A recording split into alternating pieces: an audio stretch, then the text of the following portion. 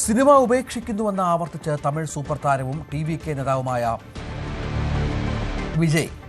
ഈ പ്രഖ്യാപനത്തോട് വൈകാരികമായി പ്രതികരിച്ച ആരാധകർ, സിനിമയിൽ ഒരു യുഗത്തിൻ്റെ അവസാനമെന്നാണ് ആരാധകരുടെ വാക്കുകൾ. മലേഷ്യയിലെ കുലാലംപൂരിൽ ജനനായകൻ സിനിമയുടെ ഓഡിയോ ലോഞ്ചിനിടെയായിരുന്നു വിജയുടെ പ്രഖ്യാപനം. സിനിമയെ വെല്ലുന്ന മാസ് എൻട്രി ആയിരുന്നു മലേഷ്യയിൽ നടന്ന ഓഡിയോ പ്രകാശന ചടങ്ങിൽ വിജയുടെ. കിരൺ ബാബു വിവരങ്ങൾ പങ്കുവെക്കുകയാണ്. കിരൺ, അവസാന സിനിമയാണ് തൻ്റേത് എന്ന് പറയുമ്പോൾ കൃത്യമായി രാഷ്ട്രീയ ലക്ഷ്യങ്ങളുണ്ട് വിജയ്ക്ക്.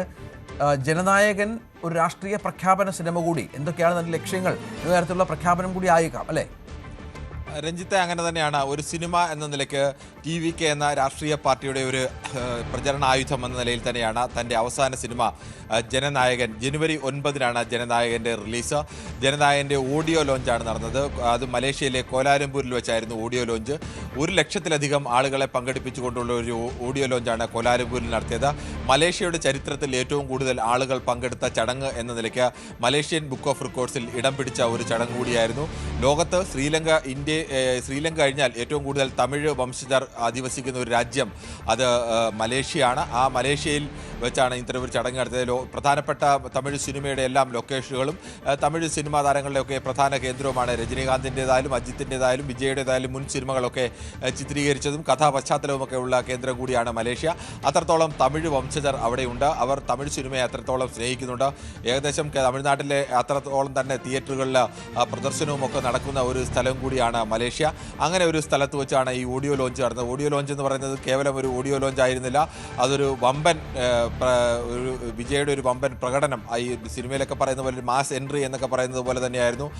പ്രധാനപ്പെട്ട സിനിമാ സംവിധായകർ, വിജയുടെ തന്നെ മുൻ സംവിധായകരായ ആറ്റ്ലി, നെൽസൺ, ലോകേഷ് കനകരാജ് തുടങ്ങിയവർ, പ്രധാനപ്പെട്ട നടീനടന്മാരായ പൂജ ഹെഗ്ഡെ, ബോബി ഡിയോൾ, മമിത ബൈജു, പ്രകാശ് രാജ്, പ്രിയാമണി, നരേൻ, ഗൗതം മേനോൻ തുടങ്ങി പ്രധാനപ്പെട്ട നടീനടന്മാർ ഇവരോരോരുത്തരും വിജയെക്കുറിച്ച് സംസാരിക്കുന്നു. അവരോരോരുത്തരും വിജയ് എങ്ങനെയായിരുന്നു സിനിമയിലെന്ന് വികാരഭരിതരായി സംസാരിക്കുന്നു. നാസർ അടക്കമുള്ളവർ തൻ്റെ ആപത്ഘട്ടത്തിൽ എങ്ങനെയാണ് വിജയ് സഹായിച്ചതെന്നും അവസാനത്തിൽ താൻ ഒരു അപേക്ഷ കൂടി വെക്കുകയാണ്. ഈ സിനിമയിൽ നിന്ന് പിൻവാങ്ങാനുള്ള തീരുമാനം ആരാധകരെയും അതോടൊപ്പം തന്നെ വ്യവസായത്തെയും ഒരേപോലെ നിരാശപ്പെടുത്തുന്നതാണ്. അത് പിൻവലിക്കണമെന്ന് അഭ്യർത്ഥിക്കുന്നു. പക്ഷേ വിജയ് അവിടെ വികാരഭരിതനായി പറയുന്നു, കഴിഞ്ഞ 33 വർഷത്തോളം താൻ സിനിമയിലുണ്ടായിരുന്നു. ഒരു മണൽ വീട് വെക്കുക എന്നുള്ള ലക്ഷ്യത്തിലാണ് ഞാൻ സിനിമയിലെത്തിയത്. ആരാധകർ എനിക്കൊരു കൊട്ടാരം പണിത് തന്നു. നിങ്ങൾ എനിക്ക് വേണ്ടി ഇപ്പോൾ കോട്ട പണിയുകയാണ് എന്ന് പറയുന്നു. കോട്ട എന്ന് തമിഴ് സാധാരണഗതിയിൽ ഉപയോഗിക്കുന്നത് തമിഴ് സെക്രട്ടേറിയറ്റിനെയും അധികാരത്തിൻ്റെ കേന്ദ്രം എന്നുള്ള നിലയ്ക്കാണ്. അന്ന് ബ്രിട്ടീഷുകാർ പണിത കോട്ടയിലുള്ള തമിഴ് സെക്രട്ടേറിയറ്റിൻ്റെ ആ അധികാര കേന്ദ്രം എന്ന നിലയ്ക്ക് കോട്ട പിടിക്കുക എന്ന് പറഞ്ഞാൽ അധികാരം പിടിക്കുക എന്നുള്ള ലക്ഷ്യത്തിൽ കൂടിയാണ് നിങ്ങൾ എനിക്ക് വേണ്ടി കോട്ട പണിയുന്നു എന്നതുകൂടി പ്രഖ്യാപിച്ച് 2024-ൽ ചരിത്രം പിറക്കും എന്നുകൂടി പറയുന്നു. തനിക്ക് വേണ്ടത് സുഹൃത്തുക്കളെയല്ല, ശക്തനായ ശത്രുവിനെയാണ്. അതുപോലെ തനിക്ക് ശക്തനായ ശത്രുവുണ്ട്. സ്റ്റാലിനെ ഉദ്ദേശിച്ച് തന്നെയാണ് ശക്തനായ ശത്രു എന്ന് പറയുന്നതും. തൻ്റെ പ്രചരണ പരിപാടികളിലടക്കം കേസുമായി അടക്കം നീങ്ങിയ സംഭവങ്ങളടക്കം ഉദ്ദേശിച്ചുകൊണ്ട് പറയുന്നു. അങ്ങനെ ശത്രു ഉണ്ടാകുമ്പോൾ താൻ കൂടുതൽ കരുത്തനാവും. അങ്ങനെ 2026-ൽ താൻ അധികാരത്തിലേക്ക് തമിഴ്നാട്ടിൽ ചരിത്രം പിടിക്കുമെന്ന് പറയുന്നു. 33 വർഷം തന്നെ സ്നേഹിച്ച ആരാധകർ, ആ ആരാധകർക്ക് വേണ്ടി എല്ലാം ജീവിതത്തിലെല്ലാം ഉപേക്ഷിച്ച് തനിക്ക് വേണ്ടി നിന്ന ആരാധകർക്ക് വേണ്ടി താൻ സിനിമ ഉപേക്ഷിക്കുകയാണ്. ഇനി വരുന്ന 30-33 വർഷം ആരാധകരെ സേവിക്കാൻ വേണ്ടി താൻ ഉപയോഗിക്കുന്നു.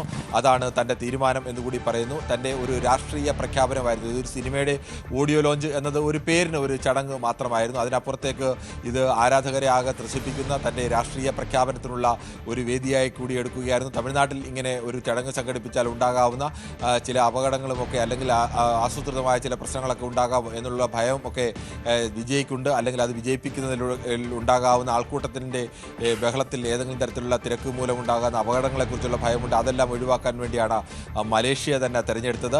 പക്ഷേ അവിടെ ആരാധകരിടയ്ക്ക് മുദ്രാവാക്യങ്ങൾ, TVKക്ക് അനുകൂലമായ മുദ്രാവാക്യങ്ങൾ വിളിക്കുന്നുണ്ടായിരുന്നു. പക്ഷേ വിജയ് അത് പൂർണ്ണമായും തടയുകയായിരുന്നു. കാരണം മലേഷ്യ സർക്കാർ തന്നെ മറ്റൊരു രാജ്യത്തെ രാഷ്ട്രീയ പാർട്ടിക്ക് വേണ്ടി ഇവിടെ ഒരു രാഷ്ട്രീയ സമ്മേളനം നടത്തുന്നത് ശരിയല്ല, അതുകൊണ്ട് അതുണ്ടാവരുത് എന്നത് വിജയോട് തന്നെ നേരത്തെ നിർദ്ദേശിച്ചിരുന്നു. കരൂർ ദുരന്തം അത് വിജയുടെ പാർട്ടിക്ക് സൃഷ്ടിച്ച പ്രശ്നങ്ങൾ ഒട്ടും ചെറുതല്ല കിരൺ. ഇപ്പോൾ അതിൽ നിന്നൊക്കെ അതിജീവിച്ചിട്ട് കൂടുതൽ സജീവമായി വിജയ് രംഗത്ത് വരുന്ന പശ്ചാത്തലമുണ്ട്.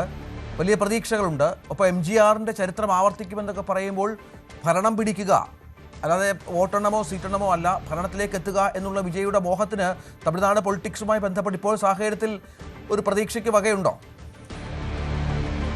രഞ്ജിത്തെ, നമുക്ക് ആ തരത്തിലേക്കൊന്നും പറയാൻ കഴിയില്ല. തമിഴ്നാട്ടിൽ ഒരു കാലത്ത് അങ്ങനെയൊക്കെ അത്ഭുതങ്ങൾ സംഭവിച്ചിട്ടുണ്ട്. പക്ഷേ ആ ചരിത്രം മാറിക്കഴിഞ്ഞാൽ അത് പിന്നീട് വന്ന ഒരുപാട് സിനിമയിലെ ഒരുപാട് നായകന്മാർ സിനിമയിലേക്ക് വന്നപ്പോൾ രജനീകാന്തിനെ പോലെ ആൾ പാർട്ടി പ്രഖ്യാപിച്ച് പിൻവാങ്ങേണ്ട അവസ്ഥ വരുന്നു.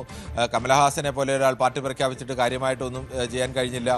വിജയകാന്തിനെ പോലെ ഒരാൾ പാർട്ടി പ്രഖ്യാപിച്ച് ആദ്യഘട്ടത്തിലൊക്കെ ഒരു ചെറിയ മുന്നേറ്റം ഉണ്ടാക്കാൻ കഴിഞ്ഞെങ്കിലും അങ്ങനെ ഒരു നിർണായക ശക്തിയാവാനോ തമിഴ്നാടിൻ്റെ മുഖ്യമന്ത്രി ആവാനോ അല്ലെങ്കിൽ ശരണത്തിലെ ഏറ്റവും വലിയ വിജയകാന്തിന് ആ തരത്തിലേക്കുള്ള ഒരു വലിയ വിഭാഗത്തിൻ്റെ പിന്തുണയൊക്കെ ഉണ്ടായിരുന്നു. പക്ഷേ എന്നിട്ടും അങ്ങനെയൊന്നും കഴിഞ്ഞിട്ടില്ല.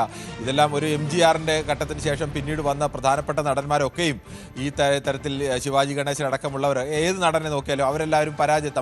തമിഴ് നായകരൊക്കെ ഇങ്ങനെ വന്നതാണെന്നൊക്കെ പറയുമ്പോഴും അത് MGRന് ശേഷം അങ്ങനെ ഒരു വമ്പൻ വിജയമാക്കാൻ മറ്റാർക്കും കഴിഞ്ഞിട്ടില്ല. ഇപ്പോൾ ജയലളിതയെ പോലെ ഒരാൾ വരുന്ന സിനിമാ പശ്ചാത്തലം കുറിച്ച് മാത്രമല്ല, MGRനൊപ്പം ഉണ്ടായിരുന്ന ഒരാൾ എന്ന വൈകാരിക പശ്ചാത്തലം കൂടിയുള്ള മറ്റ് പല നടന്മാരും ഇങ്ങനെയൊക്കെ വന്നെങ്കിലും അവർക്ക് വൻ വിജയമാക്കാൻ കഴിഞ്ഞില്ല. പക്ഷേ പുതിയ തലമുറയിലെ ഏറ്റവും പ്രധാനപ്പെട്ട നായകൻ വിജയ് തന്നെയാണ്. അതിൽ യാതൊരു സംശയവുമില്ല. രജനീകാന്ത് കഴിഞ്ഞാൽ തമിഴിൻ്റെ ഏറ്റവും കൂടുതൽ ആരാധകർ അല്ലെങ്കിൽ ഏറ്റവും കൂടുതൽ വൈകാരികമായ അടുപ്പമൊക്കെയുള്ള നായകൻ വിജയ് തന്നെയാണ്. രജനീകാന്തിനേക്കാൾ കുറേ കൂടി ചെറുപ്പമാണ് എന്നുള്ള മെച്ചമുണ്ട്. ചെറുപ്പക്കാരായ ഒരുപാട് ആരാധകരുള്ള നടനാണ്. അങ്ങനെയൊക്കെ ഒരുപാട് മെച്ചം വിജയ്ക്കുണ്ട്.